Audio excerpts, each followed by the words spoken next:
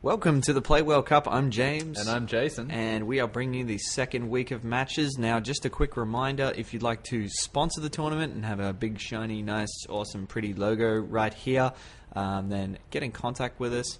Or if you're just a regular Joe and you want to throw a few dollars our way for the prize pool, which will ultimately go to Child's Play, then jump on the website. We have a donate button now, which is brand new. But in the meantime, we have a game for you. We have CBS Interactive taking on Wicked Witch Software, and this is on Scorched Haven, or as I like to call it, Scorched Haven. That is what we've been calling it. So here we've got Age spawning as the purple Terran for Wicked Witch, and his partner in crime will be Snipher spawning as the blue Protoss.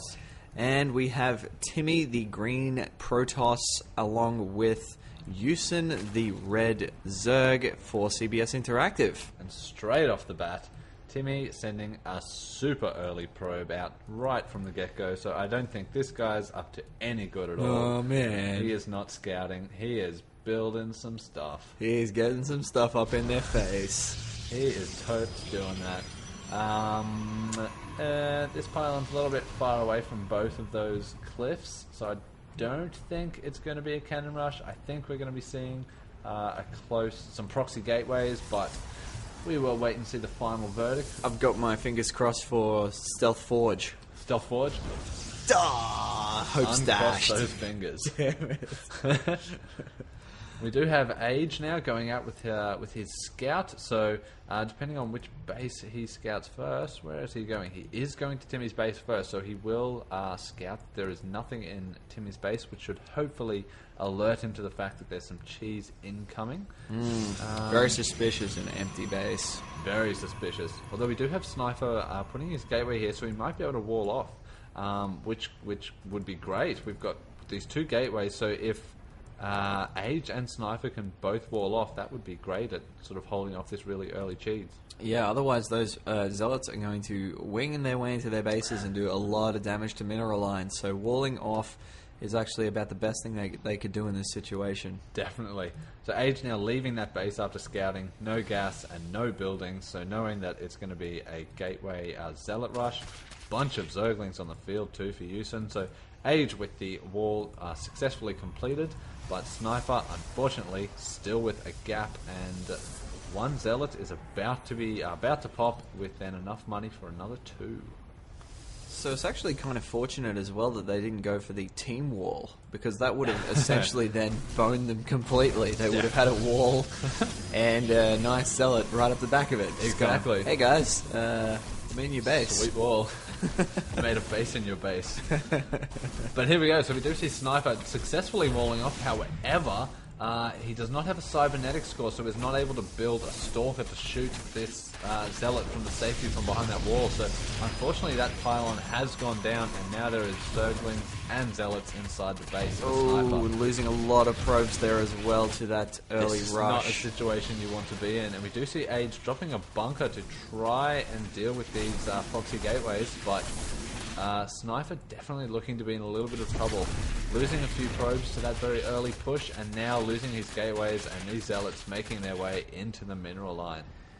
Now, we've got that bunker down by those gateways as well, and we're going to see that complete shortly. Unless those Zerglings can make their way across, they're going to get there just in time. Are they going to get in there? Oh, just in time. Brilliant timing. SCV repairing that bunker. That bunker will be fine.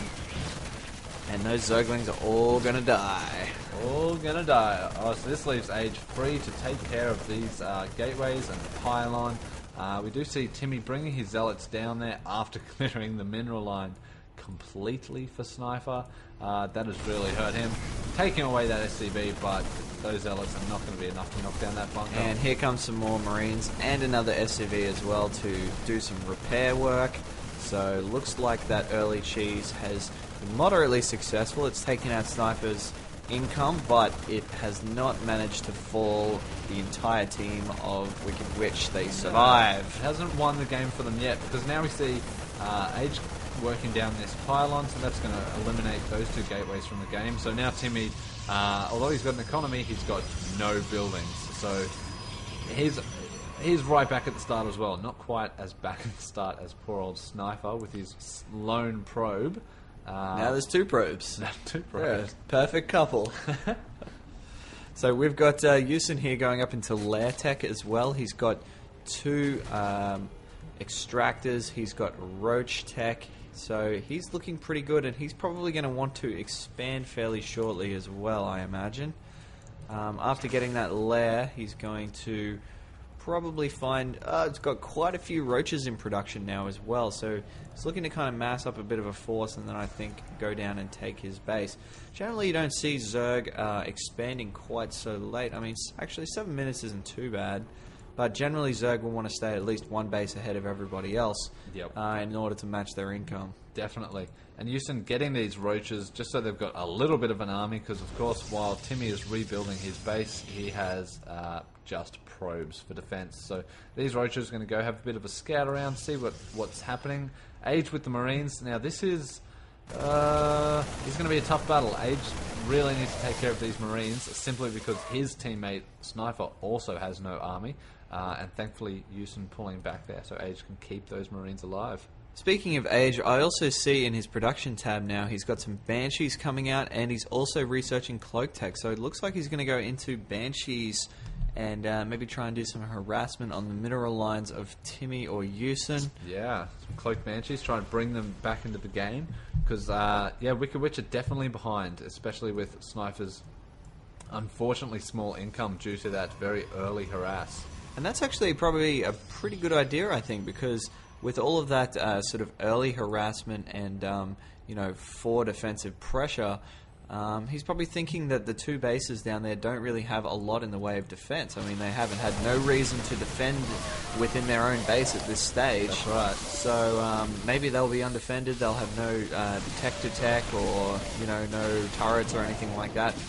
At the moment, no anti-air, just Zealots and Roaches. So this Banshee is going to be able to go to town on those units.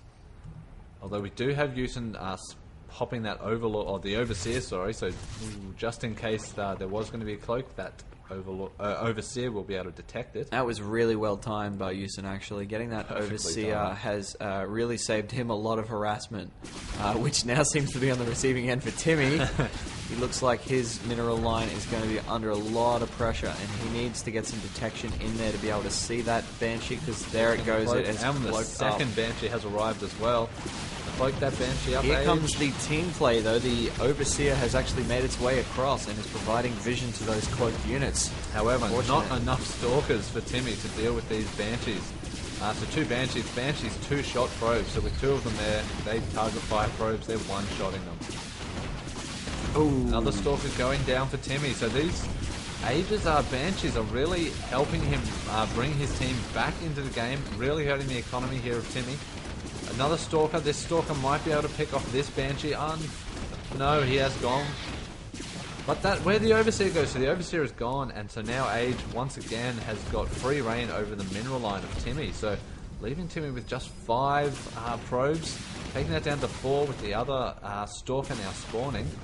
And looks like Yusyn is reacting to this as well by getting some Spore Crawlers, and he's also getting a Hydralisk down as well, so we might see quite a lot of Spore Crawlers, actually. Yusyn is making sure his base is well defended. You see another Stalker trying to clear, and here we go, so the Stalker's finally able to push the Banshees away. And that Banshee has 20 kills at the moment. Is he going to survive, though? I sure hope so. 2 hit points, and he does get away to fight another day. So Timmy now with 1 probe.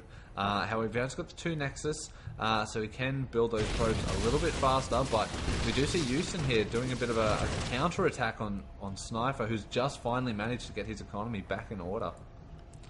And those roaches are now burrowed, actually, which will give them a distinct health advantage here. And unless they can get reliable vision on top of those roaches, then those roaches are just going to duck down every time they get low on health and recover all that and then pop back up with full health and be ready to attack again. That's right. So and we do see those tunneling claws being researched as well.